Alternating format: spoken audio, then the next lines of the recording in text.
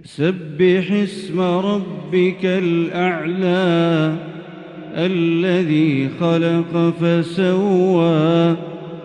والذي قدر فهدى والذي أخرج المرعى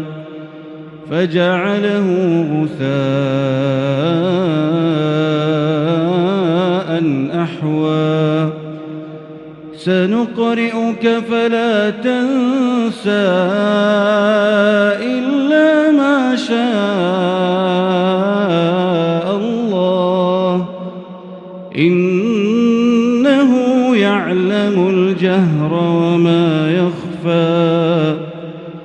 ونيسرك لليسرى فذكر إن نفعت الذكرى سيذكر من يخشى ويتجنبها الأشقى الذي يصلى النار الكبرى ثم لا يموت فيها ولا يحيا قد أفلح من